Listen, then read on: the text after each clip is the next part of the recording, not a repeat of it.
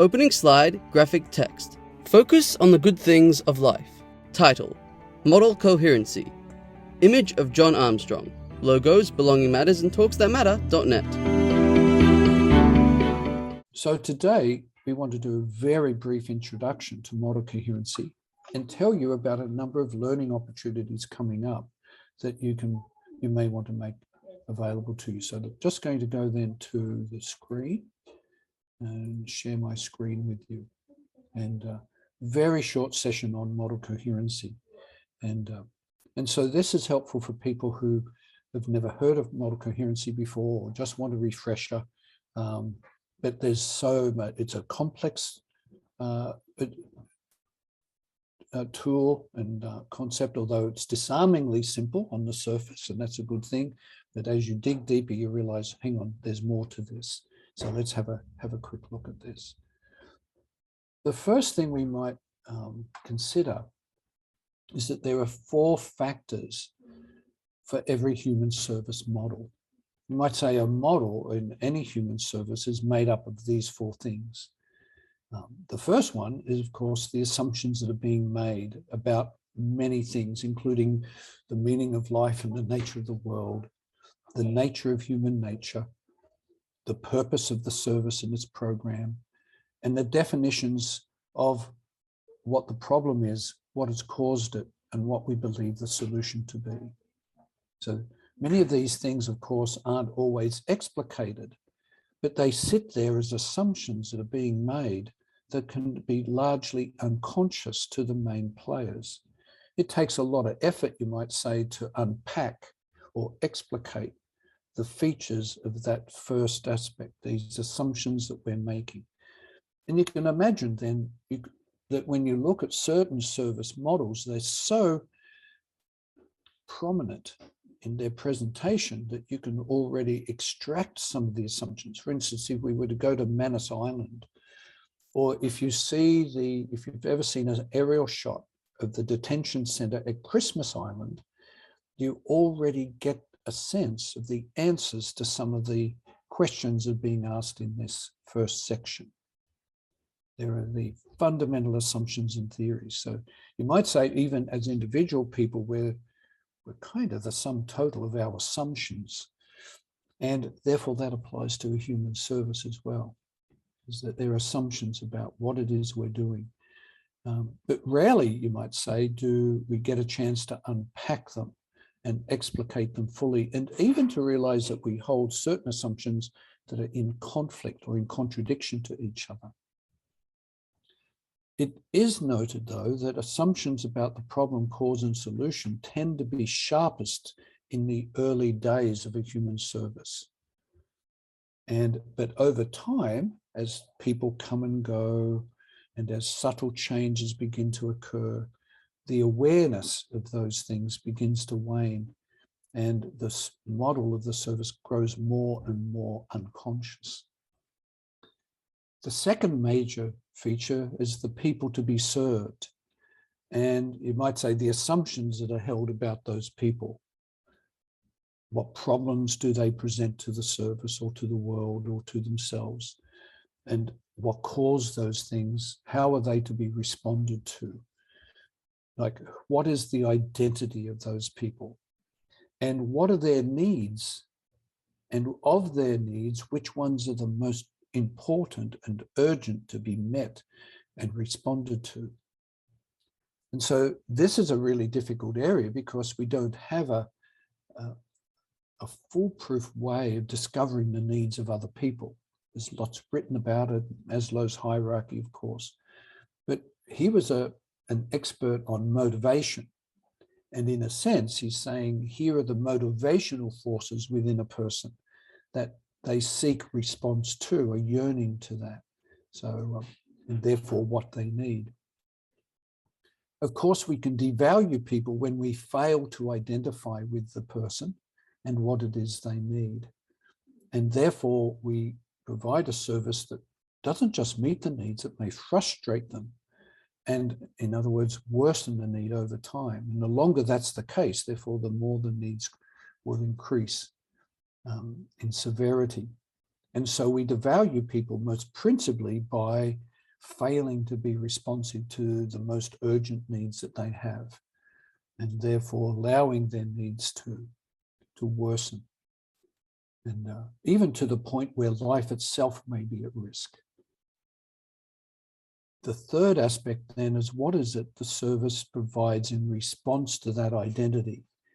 And here is about the what the service provides. What is it that the people are being given in response to the assumptions and to the assumptions about who they are and what they need? What is that content? Content's an easy concept at one level to hear about, but to then think about is really difficult. Like, what do we mean by the content? Well, it's what gets rendered. What is being rendered? And quite often in a human service, it's processes that are being rendered rather than content. The way we do things is often what we think about. We don't tend to think so readily about the content. Is it home? Is it work? Is it learning? Is it recreation? Is it life wasting? Is it death making? What is the content of the service? Isn't that interesting? And again, we can readily devalue people by giving them content they don't need or that is largely relevant to them. And the final one then is the processes we use for delivering the content. So here's a big area, because in a sense, everything else we do in a service is the processes we use to deliver that content, even if we're not sure what the content is. And it ends up being, and even the things we have to fill out for governments and funders is often, have you followed the process? Did this worker turn up on time? How many hours a week is being rendered here? It's not so much about what is being rendered, but the process of rendering it that is being checked up upon. So the methods and technologies used. Notice here too that the setting that is being used is part of the method. So if people are put in a segregated setting, a building or a community setting, then the setting is part of the process we're using for rendering the content. Then how people are grouped. Do people get grouped to receive the content as part of our method? And have we grouped them in ways that works and is effective? Or have we grouped people in a way that speaks to their devaluation? That is, we put them in groups that can't possibly work, that undermines the effort of rendering a content, that might produce mass management and de-individualization, everybody being treated the same, and because there are too many people that make up the group, like a nursing home, or that their needs are too varied in terms of the people who make up the group. So grouping is a very big process, actually. Even as a one-to-one grouping, is that the best way to receive the needed content? Especially depending on the nature of the content. Am I learning soccer or cricket? Then I'm going to usually need a group that is larger than one. If I need to, for instance, learn to cooperate and share and get along with other people, I'm probably going to need a group that's bigger than one. But who should that group be made up of? Right? So there are all sorts of technical questions in here, aren't there? Then, of course, another feature of the process is who provides the service, who renders the content, and the identity of those people. Should they be paid? Should they be unpaid? Those kind of questions. And quite often we think almost automatically that it has to be paid service that renders the content. But we know that some content can't be delivered in a paid way nearly as well as in an unpaid way. That there are some types of needs that are best responded to by people who love me rather than who are paid to work with me. And then, of course, the language that's adopted to and about the service and the people in the service and how they're served. And that too, all of this has a feedback loop, of course, to the assumptions in number one that reflect the model. In fact, you might say all of these coalesce together and this makes up our service model. Of course, our models rarely are that clear and precise. So one can sometimes look at a human service and conclude that this is model muddle. It's pretty muddled. It's messy.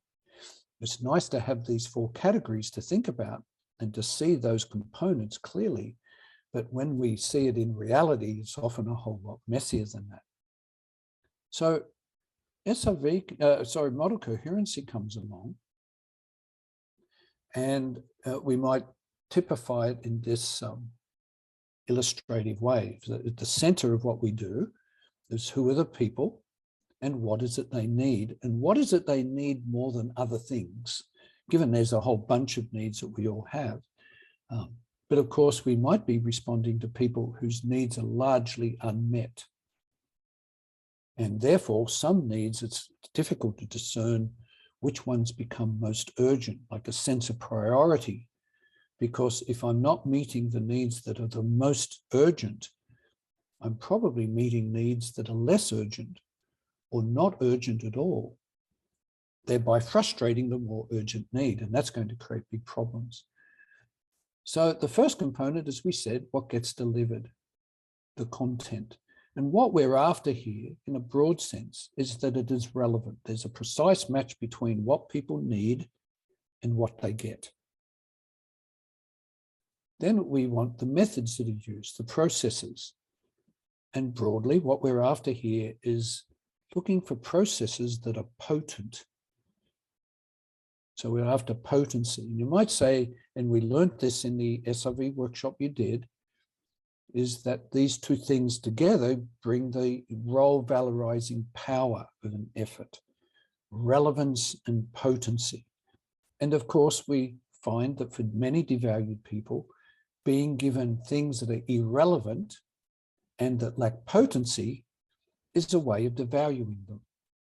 Whereas if we value people, we wouldn't dream of doing that. We'd have to give them the right thing, and we'd have to deliver it in a potent fashion. Their value virtually demands it. But when they're devalued, well, who cares? Kind of idea. And then, of course, it incorporates the idea of by whom. And so I've separated a little bit here. It is a method, but by whom, because the identity of that group can strongly flavor the model, but also distort it. For instance, nurses being employed to teach reading to kids. You think, hang on, nurses teaching reading, like this incoherency that accompanies the effort. And so that's the identity of the staff. And then, of course, under what model these things coalesce. Now, I should have also drawn some lines, and when you get your handout, you can do this to your handout, is that there are also arrows that go between relevance, or the content and the methods delivered by whom, and up to the model, so that there's coherency, not just to the needs of people, but between each of the categories, that what's being delivered matches and is coherent to the processes being used and to the people delivering it under the model that they're working. So what you might realize is then you can use this construct to analyze the coherency of an existing service. You can also use it to construct a coherent service, at least theoretically, to set it on paper and say, this is what we're setting out to do to meet these needs. Now, have we arranged these major components in a way that makes sense? And it's going to constructively support people to do something truly beneficial for the people being served, which after all is our definition of a service, one or more people doing something beneficial for one or more people. And you might say model coherency gives us a construct for laying that out in its major components. And another way of putting this is, are the right people being served by the right people, receiving the most needed content in the right setting, and using the right tools and methods? It's like, and consistently so. So it puts that question in a way that, because that's what we're looking at.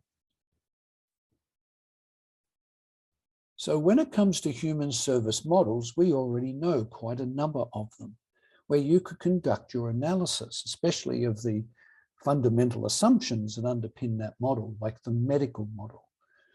You can recognize a medical model from a kilometre away, the signage, you walk in the doors, the smell of the place, the uniforms of the workers, the various equipment, the language, everything associated with it.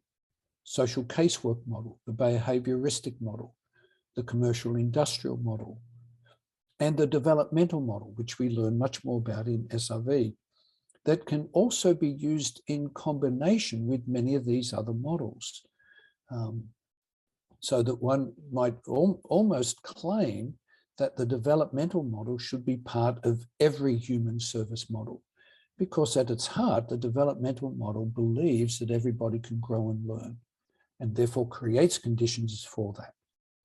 But then we have some human service models that might be based on some of the negative stereotypes and deviancy roles we learned about in SRV, that because of the assumptions about who the people are and what their problems are and so on, their identity, is that you get a human service model that reinforces that very idea. So you could have the pity charity model, the wholly innocent model. We had a few of those in Melbourne as well, historically. The military disciplinary model, the menace detentive model, like J Ward at Ararat, menace detentive model. And that bordered on the subhuman animal model, where people here aren't really human. And so you have all sorts of subhuman practices of cells and whips and cattle prods and seeing the way people eat and what they eat with and so on, very subhuman.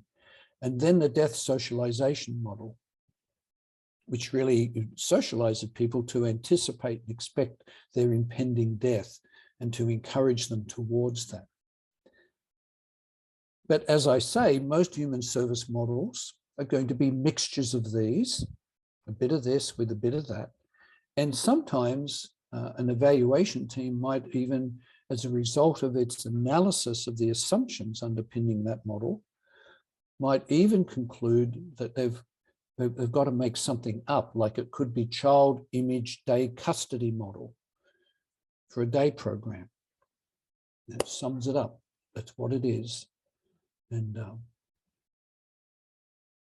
so here are a couple of non-human service examples of model incoherency. And oops. Oops. That's a big mistake, isn't it? Okay.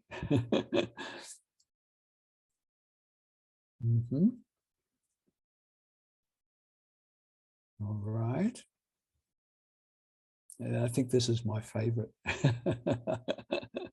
That's where that drain has been put. So they're non-human model coherency examples. Closing slide graphic text, with thanks to John Armstrong. Web address johnarmstrong.media. This video was made possible with the support of an information and capacity building grant through the Department of Social Services. Produced by Belonging Matters. Belonging Matters makes every effort to provide accurate and up-to-date material. However, information is subject to change and our materials for reference only. This video was produced on the land of the Wurundjeri Woi-wurrung and Ngunnawal people. Logos, Belonging Matters and talksthatmatter.net.